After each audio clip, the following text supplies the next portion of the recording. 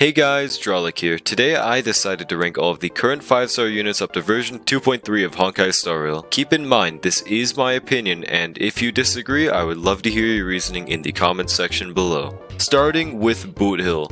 Boot Hill is the start of the break meta and shows just how powerful it truly is. He does the most single target damage in the game and literally makes it impossible for the enemy to not be weak to him by applying his own physical weakness. The only problems with him are that he is single target and the enemy can simply just get rid of their weakness bar temporarily, which the automaton enemy in the Shansho Lofu does, for example. These issues are very minimal though, and his damage is so insane that it basically doesn't matter. Boot Hill goes in S tier. Yanqing.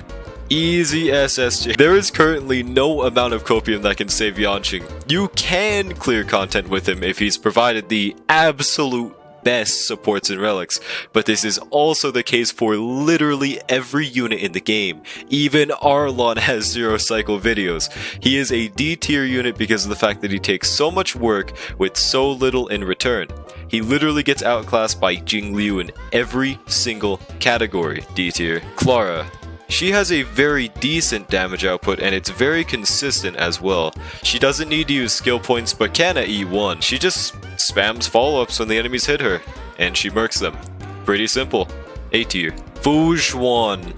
Once you experience Fu Xuan's sustain, you can never go back. She literally just takes the entirety of the party's damage and even heals that damage back with her ultimate. Oh yeah, let's not forget that she just infinitely revives with her ultimate, meaning that as long as you have a good enough ult up time and can take a few hits, you are immortal. Fu Xuan not only allows for you to no-diff Sim Universe, MOC, and all difficult content in the game, but even provides a team-wide crit buff of 12%, which allows for you to have insane builds. SS tier. Dr. Ratio. He does an insane amount of single target damage, gives himself crit stats, and just spams follow-up attacks. His best team comp is insanely high investment in the Ratio, Robin, Topaz, and Aventurine comp, but you can also just put him alongside a buffer / Pela / sustain, and he maintains his insane amounts of damage. Not to mention he's free. Genshin card! S tier. Ranmei. Ranmei, in my opinion, is arguably the best unit in the game as of current. You can literally put her with any DPS in the game and your team will win. This is because of her actually unreal kit. She's like if you took the description of Yuta's powers and just put them into Star Rail. 70% team-wide sheer damage buff, 50% weakness break efficiency, 10% team-wide speed, and best for last, 25% all-type res penetration. What all-type res penetration does, put simply, is if you are attacking a lightning-resistant enemy with a lightning character, your damage becomes neutral. And if your damage is neutral, you become effective against the enemy, and so forth. Ranmei's insane coverage is what allows dual DPS compositions to be viable. SS tier. Loka. Healers in the game are in a weird spot right now, as none of them really do anything to actually negate the damage that the team takes. They just kinda heal the damage, meaning that you can still very much get one-shotted. Loka's issue is that this healing is like his main point. Loka has insane skill point regen, healing uptime, cleanse, and that's pretty much it. He doesn't offer any team-wide support at E0. A tier. Jingliu. Jingliu is a unit that does insane damage, is incredibly low investment, and can clear all content in the game. She covers ice, a very low covered DPS type at the moment, which is very good. S tier. Sparkle. Sparkle is a unit that you absolutely want paired with every crit-centric DPS, as she has the highest crit buff in the game, and also even has insane skill point management / regen that is unmatched in the game currently. Sparkle also has a pure damage buff along with an attack buff. She is the only thing keeping Mono Quantum breathing. SS tier. Bronya. Bronya is still an insane buffer with Sparkle's release, as they have separate cases of utility. Bronya's main win over Sparkle is her synergy with Boot Hill. If speed tuned properly, Boot Hill can get 4 turns with Bronya, but only 3 with Sparkle. Bronya just has overall better buffs towards a hyper carry setup in her sheer damage buff. The issue with Bronya though is her insanely high skill point usage. Like if you don't have E1 S1 Bronya, she just eats through skill points. S tier. Silverwolf. Silverwolf is a very good unit, but her main aspects are starting to be achieved by DPSs themselves, or get immediately replaced. weakness. For example, Boothill/Firefly applying their own weakness type onto the enemy no matter what, and Silverwolf only reducing a single target's defense instead of AoE like Pela. Silverwolf is currently for people that do not have Sparkle or are locked to Mana Quantum. A tier. Aventurine! Aventurine is in the same tier as Fujuan in sustain and utility. Aventurine can sustain anything in the game, and since he's a shield unit, the amount of blessings allow him to be better for sustain in Sim Universe. But like Fujuan, if Aventurine is on your team, you are not taking damage. And on top of this, he applies a debuff on his ultimate, which enables DPSs like Ratio and Acheron to have more uptime for their kits, and even has access to the Trend of Universal Market Lycone, as do all preservation units, consider that in the tier list, making him very versatile. He's even a good sub DPS on top of all of that. SS tier. Whoa.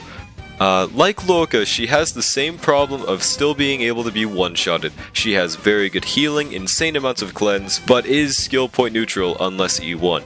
Her main part of her kit that puts her in S instead of A is that she provides a team-wide energy regen / attack buff, which is goated for teams like DOT and any DPS that scales off of attack.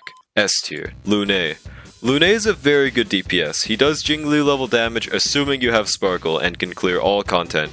His problems are the fact that he uses an insane amount of skill points, and is an entirely selfish unit in the team. If you don't have Sparkle, he goes down to A, but I will put him in S. Gepard. In my opinion, Gepard is an S tier. Now, the reason that I say this is because he's gained so much utility since Dr. Ratio / Acheronov came out, mainly Acheron though. The fact that he can freeze on skill, equip the Trend Light Cone, really helps for debuff application. Along with that, if you build him correctly, he has full shield uptime, can be skill point positive, and is basically just a mini Aventurine, which you cannot go wrong with. Personally, I use Gepard with my Acheron, and this is why I see the light now. Seal. Seal is a unit that was insane on release, but is starting to age a wee bit. She can still clear all content in the game, but you know, there's someone else that can also clear all content in the game, but yeah.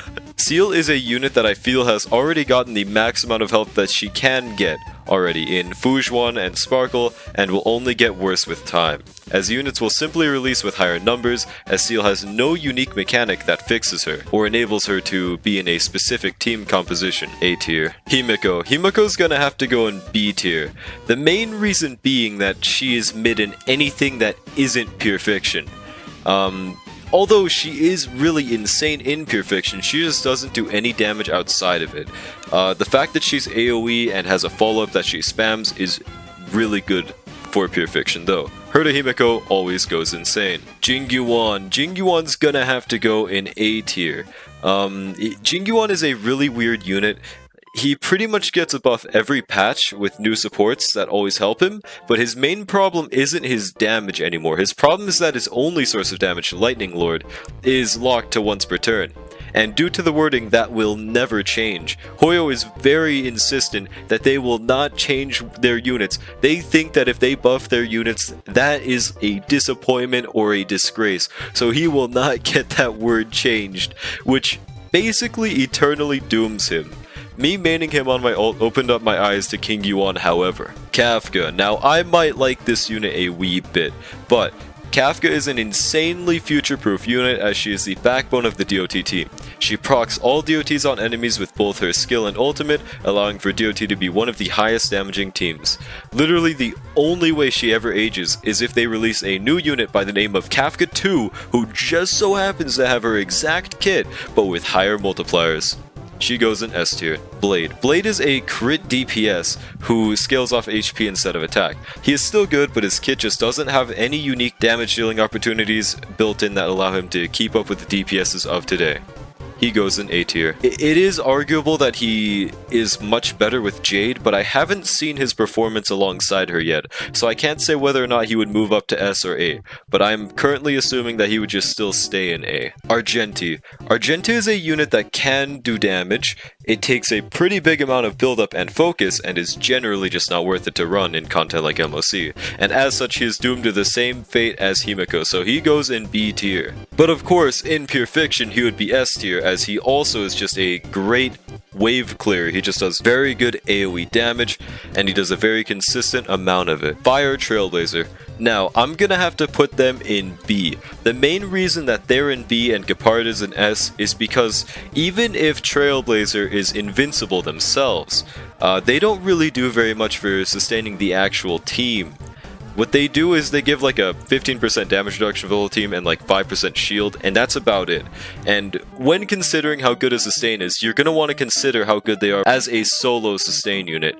And in that case, Trailblazer is lacking a bit. In sheer debuff application though, of course, they have Trendlight Cone, they can spam their skill for a Charon, so they're really good in that department. It's just, they cannot sustain the team in difficult content. Topaz. Topaz is technically the Kafka of the follow-up team, but it feels like she doesn't do enough insane buffs for the follow-up attack team to be a timeless buffer. I feel like she will eventually get replaced by either a Harmony unit or another follow-up attack buffer, as her damage just isn't that insane. So I'll have to put her in A tier. Welt. Welt will have to go in the B tier. He is still a good unit, he just gets outclassed in all team compositions he can currently be in by Nihility units like Pela and Silverwolf, but there is one use that he has that's really good in a sustainless Acheron team, due to the fact that he can consistently imprison enemies, essentially acting as a bootleg sustain, allowing the enemy to not act. Black Swan. Black Swan goes in S alongside Kafka. She is an insanely good unit, mainly for DOT, but can even be used with Acheron due to her consistent debuff application and defense reduction. The damage she adds to DOT makes the team even more insane. Physical Trailblazer. Unfortunately, gonna have to go to D. They just don't do anything unique or do enough damage. It's the curse of a version 1 free DPS. Harmony MC. Harmony MC is the backbone of all break DPSs except for Boot Hill, as they just allow for super break to happen. They also give a team-wide break effect buff, which is of course vital for break teams. Every MC just gets better than the last. So they go in S tier, yeah. Okay, I did update their order by the way. Okay, next is Robin. So for Robin, she's basically Ron May but for follow-up teams. To put it simply, her team-wide damage / attack buff is of course very good, along with her literal free rotation that she gives that is insane for turn manipulation. The main reason she is usually on follow-up teams is because her crit damage buff to all follow-up attacks. Very insanely good unit. She goes in SS tier. Next we have Firefly. Firefly is the second best DPS in the game currently due to her insane break damage, implanting her own weakness to the enemy, and ability to spam 3 target attacks with her insanely high speed. Her only issue right now is skill points due to her 200 plus speed, and luckily Gallagher can very much provide this if built right. Oh, and of course the enemies that get rid of weakness, like for example the Automaton Robot. Same issue as Boot Hill, SS tier. Now we have Acheron. Acheron is the undisputed best damage healer in the game right now. Her kit is so insane that there is no content she cannot beat. Her unique kit allows for ultimates to get spammed consistently, all the while ignoring type weaknesses and being around 1 million each time. I sincerely doubt she will get power creeped until version 3, SS rank as well. Jade. Jade is pretty much in the same situation as Himiko / Argenti, where they are mid in any content that isn't pure fiction. Her kit just doesn't make her do that insane of damage, but it sure does make her spam AoE follow-up attacks. She is S tier in pure fiction for this reason, but B tier anywhere else. Bailu. Bailu is a unit that has really good heals and revive, but this unfortunately does not make up for her lack of cleanse. Mark my words, if there is ever an abundance icon that allows Bailu to cleanse, she will Bailu all over the place and probably move up to A tier, but for now she stays in B tier. And I did rank the tiers by which one's better than the others, so if you think you disagree with any of these placements or any of these like orders, if you think one's better than the other, feel free to comment your opinion below. I am very curious to hear what you have to say about my tier list. If you would like to hear my opinion on all 4 stars, just let me know in the comment section below. I'll probably do a video about that, but yeah. Thank you guys for watching. I hope you guys have a wonderful rest of your day. Make sure to like and subscribe if you enjoyed this content, and see you guys in the next one.